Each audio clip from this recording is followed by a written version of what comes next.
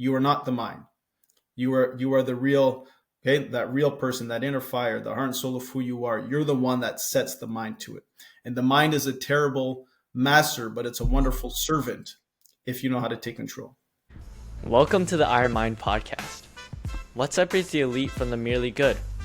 Follow me as I explore the makeup of elite athletes. What helps them come through when the pressure is greatest and the stakes the highest? Hi, my name is Corey. Today's guest is Jason Sousa, also known as Coach J on Instagram. A former pro athlete turned mindset coach, Coach J specializes in helping dedicated athletes develop the elite mental skills needed to perform their best under pressure. With a master's degree in sports education and certifications in mental performance and neuroscience coaching, he's passionate about helping athletes overcome limiting beliefs and unlock their full potential. Make sure to check out his account and drop a follow if you want to improve your game. Hi, Coach J. Thank you so much for being here today. I love watching your reels and posts on Instagram about helping athletes reach their full potential. So I'm super excited to talk to you about the mindset and the mental side of sports. I'm happy to be here, Corey. Thank you for having me, and I appreciate you supporting my page. Thank you. Just to quickly start us off, could you tell us more about what got you into mindset coaching? And was there a defining moment in your life or career that sparked your interest in the mental side of performance? Yeah, for sure. I was, an athlete all of my life from the youth level to the high school level to the college level, and I was fortunate to get drafted to the professional level. And when I got to the professional level, my career there was very short-lived, and I dealt with all the mental blocks that a lot of athletes deal with now. At that time, I figured I had just hit a ceiling in terms of what I was capable of, but it wasn't for a lack of talent or a lack of fitness or a lack of desire. Those mental blocks really were what held me back, but I didn't realize it until much later on, where I started to educate myself in full athletic development and really learn about the mental piece. And when I started to understand all of the mental skills that I needed and that are coachable, that's when I had that light bulb moment, like, oh my goodness, this is exactly what I needed at that time. And it would have changed my career. And so from that point forward, I've taken a real interest in educating myself in this area. And I want to be the type of coach for the athletes that I work with that I needed at that time. And so for me, there's a bit of a pain point, which has turned into a purpose from that experience. I see. Thank you. And now that as a coach, you've worked obviously with athletes from all level, so youth, college, and even pros. Are there any patterns that you noticed in the athletes who kind of struggle mentally or who come to you for help? Yeah, one pattern I would say is that no matter whether it's a professional or an Olympian or a collegiate athlete, all the way down to youth, we all experience moments of doubt, moments where our confidence is a bit shaken, and it is an ongoing process in terms of not just understanding the mental game, but putting it into practice. And so whether you're at the highest level or at the youth level, it is about intention in terms of developing this piece of the game. And so, for the young athletes who really struggle, I want them to understand they're not alone in that battle, right? Even the ones that they often watch on TV are also experiencing that, and it's about intentionally working that part of your athletic development, which is the mind. In that case, are there any kind of techniques or tools that you think are especially helpful for these athletes? Yes, the way I work with my athletes in particular is not necessarily just mental training. For me, it is about creating a mental separation. And what I mean by that is, for you to win the mental game, you need to understand how your mind works. And so for me, a lot of the way that I work with the athletes is teaching them how the mind works, so they can understand where those fears come from, or the doubts come from, or what are some of the limiting beliefs holding them back. Because within the mind is a limited version of what you're capable of or what your potential is. And the mind is simply doing its job. It's built for survival. But we often, as athletes, try to use that tool, which is built for survival, to be great at sports. And it's often the thing that ends up holding us back. And so unless you understand how your mind works, it's very difficult to win that side in terms of the mental battle. And once you make that separation, you understand who you are and what the mind is are two different things. Now you can use your mind as a tool, which is what it was meant to be used for, as opposed to being stuck in your own mind and identifying with it, which is the thing that holds most athletes. Could you perhaps walk us through an example, either from yourself or even an athlete you coached who made a breakthrough by kind of thinking this way? Yeah, I mean there's so many. There's so Yeah, many. of So, course. Yeah. I think the biggest thing for me, in terms of a breakthrough, for example, I have a tennis athlete who's now going on to the tour. Who, when I first started working with him, was on the verge of quitting tennis altogether, just because he was so stuck in his own head and really down on confidence. And once we were able to make that separation and show him, the mind is not who you are, and all of those doubts and those fears that you hear, that is not who you are. And we're able to tap into who he really is beneath the surface of the mind, and tap into what I call it is your inner fire. Who are you really, without all the fears and all the doubts and all the hesitation and the overthinking, and what becomes possible for you once you make that separation. And once we made that separation, we were able to tap into what I call that inner fire, as I mentioned. And then from there, once we remove the parts that are not supposed to be there, now we can grow in terms of the mental game, by taking control and training your mind from that separation. Yeah. So now he's on the tour, which is really cool. That is really impressive, especially given that he was about to quit, as you were saying. Yeah, and for me, the biggest thing is not just to help athletes rediscover their love for the sport that they have, but more importantly, rediscover the love that they have for themselves. Because an athlete who loves themselves is going to put in the work and stay dedicated, and go through those trials and challenges that come along. For sure. I know a lot of the times there is a lot of self-inflicted kind of pressure, or yeah, just a lot of the times a lot of athletes can't perform well because they put it on themselves. But I think there's also at times an external kind of pressure, either from coaches or parents. And is there anything you see wrong with like these coaches or parents? Like, is there something they're doing wrong when they're trying to build mental toughness in their child or players? Yeah. First of all, I think the majority of parents and coaches are very well intended, in the Of sense that course, of they course. want to help Yeah, their kids and they want to help their athletes. Perhaps due to a misunderstanding in terms of the way the mind works, some of the language, I would say, that they use unintentionally creates a lot of external pressure for the athletes. And I'm very careful with the language that I use with my athletes. And I'll give you an example, Corey. If an athlete was going into a match, for example, and we said, you absolutely have to have a big game today, that there, adds pressure onto an athlete. Why? Because we told them they have to have a big game, which means that they cannot have a bad game, which means that we've taken choice away from the athlete. Without choice, you don't have freedom. Without freedom, you cannot play freely. And there's a big difference. And if I change the wording, even just a simple word, to say, you absolutely can have a big game today. And now, from going from a place of pressure and tension, you go from a place of excitement and motivation, because you believe you can have a bad game. But you also understand that it's possible you don't have a bad game, because this is sports, right? And everything is unknown. And so giving that level of choice, from going from you have to you can, just gives choice. Choice allows for freedom. Freedom allows you to play a little bit more free, and that reduces that sense of pressure that often coaches and parents add on to young athletes, just because they're using the wrong language. yeah, for sure.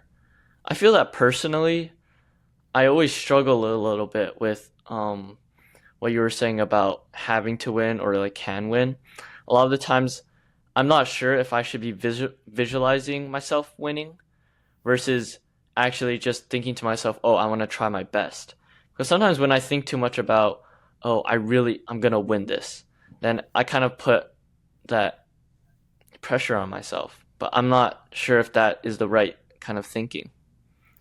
Yeah, the outcome is an external factor that you don't completely control, right? And so you really want to zone in on the process and all the small details that give you the greatest opportunity to win matches. And so we talk about, controlling the things that you can control and letting go of the things that you don't actually control. And it's a misconception to think that we can control the outcome. You can definitely influence the outcome by executing on all the things that you do control. And an example of a tennis match, you can have a phenomenal game, but you might play someone who on their day is playing out of their mind. It just happens to be the best match they ever play, and there's nothing you can do about that. Right? That, and Yeah, you for know sure. that, right? Sometimes there's moments where everything's going your way, and there's moments where things don't go your way. And so you don't necessarily control the outcome, and you want to lock in and focus on all the things that you can control and execute on all of those details. And by executing on that, you give yourself the greatest opportunity to influence the outcome. And so when I visualize, or I ask my athletes to visualize, I want them to visualize executing on the process. And not to say that I don't want them to have that visualization of what is possible for them, but I really want them to focus on executing the process, which leads to the results. Yeah. Do you think that, well, a lot of this is you would tell your athletes before their matches, or you would be practicing this with them. But let's say it's during the game or in between sets or games. How would you ever have you ever kind of conveyed that to them, or is there a routine you give them to kind of reset their minds if they're not performing their best? For sure. And for different athletes, that might be different techniques, and depending on the athlete, depending on the sport. For me, there's focus and there's awareness. And what I mean by that is focus is when you're completely dialed in on the task, and you're present moment focused, and you're at what I call, a winner's mentality. You're in the right mentality to perform at your best. And then there's awareness. And awareness is when you can recognize when you are not at your best in terms of your mentality, or your mind is starting to slip in terms of what I call time traveling, going back, thinking about the mistakes that you made, or going too far forward to think what could happen. And so we start to identify some of the signs for the athletes, for them to understand, yeah, my mentality is starting to slip. And now we have certain reset techniques for them to get back to what I call a winner's mentality. But that level of awareness is so important, because a lot of it's very difficult to stay 100% focused throughout a full match, especially on depending on the sport that you play. And let's say tennis, if you're playing a 2.5 hour match, you're not going to be dialed in from the first moment to the next. But how quickly you can recognize that you're not focused is really what helps separate you from some of the other athletes, and that's awareness. And so awareness is a big mental component that I work with my athletes. Identify what it looks like when you are distracted and you're not at your best, and then what is that reset tool that we're going to utilize to get you back to a winner's mentality. Could you share perhaps some of the reset tools you use for your athletes? Yeah, for sure. So, for example, we might use something that is visual. We may combine something visual and also verbal as well. So, say for example, I have a tennis player who competes, and she uses a Wilson racket, and on her Wilson racket, there's a W in the strings, as an example.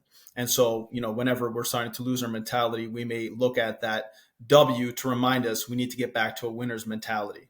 Right. And so we use something visual, and then we use something verbal just to add to that. And so we use a combination of visual and verbal to help you reset. And that's just a reminder. Right. So visually, we see something. That W is a quick reminder, like, question, am I in a winner's mentality? No. Okay. I need to get back to a winner's mentality. Here's something I'm going to tell myself. And then it's a quick reset to get back to where we need to go to.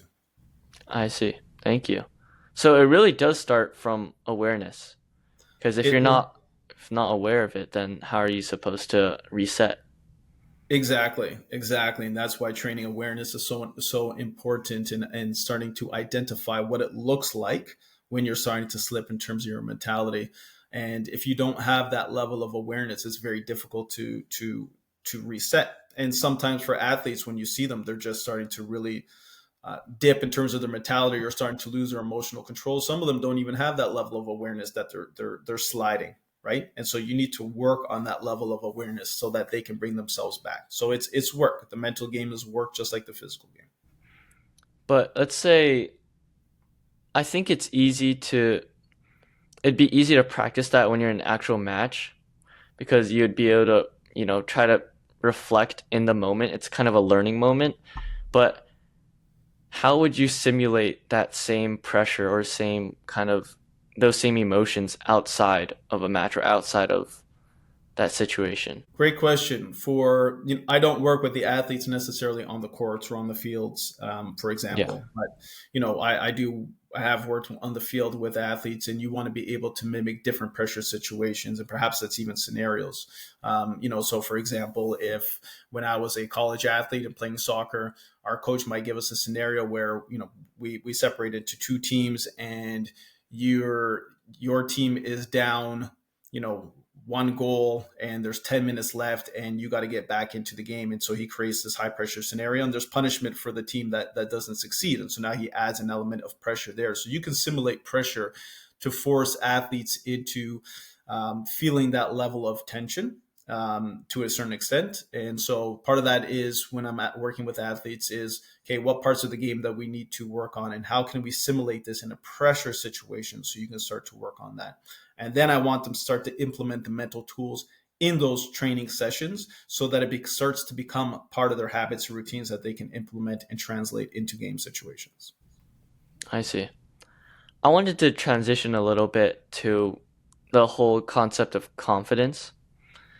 And with an athlete who struggles with confidence, how would you help them build that? Great question. For the majority of athletes that lack confidence, it could be a combination of things, but if you are stuck listening to your mind and identifying with the thoughts of your mind, you're going to lack confidence. Why? Because our mind is not built for expansion and for growth in sports. It is built simply for survival, and our minds typically on default have a negative side to it, and so it is often looking for things to be fearful of. It's often looking for things to be doubtful of, and our minds are always trying to keep us small because it is built for survival.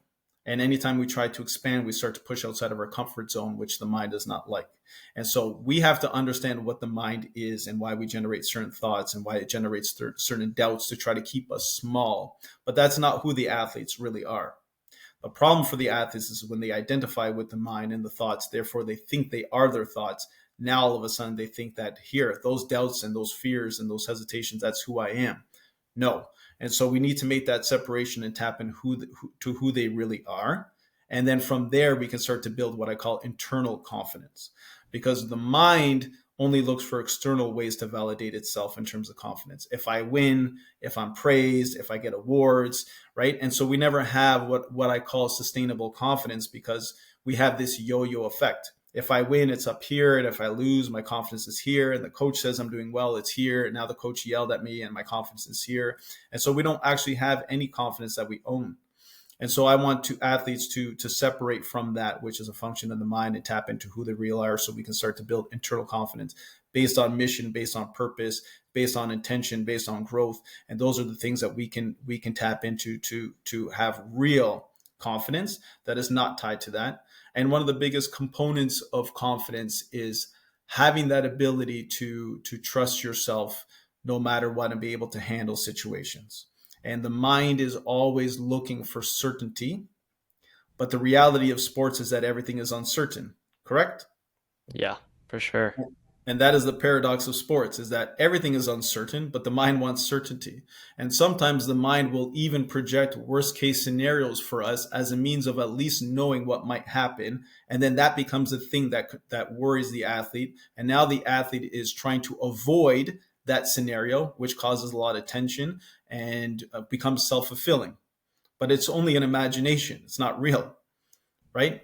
And so that's why it's so important to understand what the mind is and trusting yourself to jump into a situation which is uncertain and not needing to know what's going to happen, but knowing who you are and what you're capable of and what you can handle. Yeah, going back to what you said earlier about the comfort zone and how the mind hates exiting the comfort zone, then I'd say to some extent you're also training your mind a lot when you're training, like when you're just practicing your sport itself, because a lot of the times, whether it's fitness or it's just hitting that one shot or doing the same drill over and over again, some part of that is exiting your comfort zone.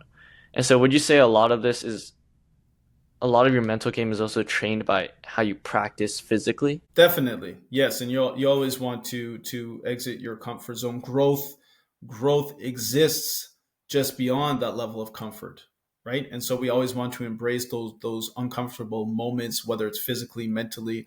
The mind is always going to try to convince you to hold back, and that's the internal battle, right? That's the internal battle that athletes have. It's like, the mind says, "Okay, you're done. I can't do any more reps." Okay, and you got to say, "No, I got one more rep in me," and you can't push through this situation. And no, I am going to push through this situation. And the mind will tell you it's time to quit. This is a hard moment for you to overcome, and you have to say, "No, I'm still going." Right. And the mind, you have to understand that there's a separation. And we often hear, and it's true, that you can set anything that you set your mind to, and that's true. But who is the you that sets the mind to that goal? Right? And that's where I tap in with athletes, right? Who is the you that sets the mind on that goal? You are not the mind. You are the real, okay, that real person, that inner fire, the heart and soul of who you are. You're the one that sets the mind to it. And the mind is a terrible master, but it's a wonderful servant if you know how to take control. I see. I was just wondering, is there any big misconception a lot of athletes or parents or anyone you've really coached had, and it just really made you go like, wow, this is a big misconception, and I've got to kind of teach them? Yeah, hey, that's a great question. But I would say when I first started doing this, when I first learned about mental performance, a lot of the tools that we give athletes is, and hopefully people understand this, but we give the mind tools to fix the problems that the mind created for itself in the first place, right? And I'll give you an example. So, if we mental performance often is limited in terms of just surface level fixes. If I can give you a reset in terms of, hey, you struggle to overcome mistakes, and I can give you a reset tool to overcome that mistake, but really all I'm doing is giving you a band-aid. The question is, why do you have such a fear of making mistakes in the first place? And we want to dive in deeper and make that transformation at the level of your belief systems, at the level of the identity, and the level of who you think you are, right? Otherwise, you're going to continue to have these issues where you need you struggle to overcome the mistakes because we never dealt with the deeper rooted issue. And so a lot of the tools that we give are simply surface level fixes, and they're not enough in terms of having real transformation for the athletes. And I learned that once I became certified in mental performance and started utilizing these tools, and seeing that, some of the athletes would have these moments where they kind of relapsed. And then I dove in a little bit deeper and understood it from a much deeper purpose. And that's where I've shifted in terms of how I work with the athletes. So as long as we're continuing just to give them Band-Aid fixes, we're not going to see any real long-term sustainable changes in terms of the results. And if you want to change and really have that significant transformation in an athlete, then you need to do the deep work, because who you are at the core, who you believe you are, the identity of you, shapes the thoughts that you have, which shapes the feelings that you have, which dictates the actions, behaviors that you take, and ultimately the results that you get. That's very interesting. I've never really heard of that before. So then you probably get to know your athletes very personally then. It has to be very deep inside of them. Yeah, and for me, that is my responsibility to build that level of trust and to have that relationship with the athletes. And I think that's where I like to believe that I've been able to separate myself from some of the other people who do what I do in terms of mental performance, is that I go a lot deeper with the athletes and really connect with them at a deeper level. And so, yes, absolutely, I have to build that level of trust, but I also have a phenomenal relationship with the athletes that I work with, even beyond sports. And I have a genuine love for all of the athletes that I work with, and they become part of my sports family. And for me, that's really important. Anyone that I work with, I want to be able to know that I had a massive impact, not just in terms of their career, but outside of sports as well. And that for me is the bigger picture, because not all of us are going to move on to the next phase of sports, but we all got to move on to the next phase of life. And I want to make sure that I help them feel prepared for that. Very admirable. I appreciate that.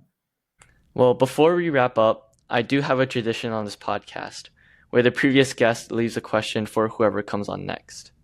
Hmm. And the previous guest asked, how does the importance of mental toughness change at different stages of an athlete's development, like U13, U15, U17, U19? And if someone struggles with it early on, can they still develop strong mental toughness later, or is it something that has to be built from a young age? Great question. I think mental toughness can be built at any point, right? And neuroplasticity has shown us that we can mold the brain at any age, as opposed to being fixed. And so it's important that anyone who feels like they're older in their journey, who feel like they don't have that level of mental toughness, it's not like you missed a window of opportunity to develop that, right? And so mental toughness for me is always being willing to embrace the things that are challenging and perhaps fearful for our mind. And in terms of how that changes with the different ages, that's an interesting question. I think, when you go through that journey of sports development, different challenges come your way, but mental toughness is one, being able to embrace the challenges that come your way. But also, secondly, I would say, resilience. And so being able to continually overcome the setbacks that you have on that journey. And those look different based on the age that you have. So I would say that would be my only insight into that particular question. What's your question for the next guest relating to mental toughness? Yeah, I would say when have they lacked mental toughness when they needed it, and what did they learn from that experience? Perfect. Well, thank you so much for coming on to today's episode, Coach Jay. It was so much fun and so inspiring to talk to you, and thank you for your time. Pleasure was mine, Corey. Thanks for having me. Love what you're doing. Great initiative. Keep doing what you're doing.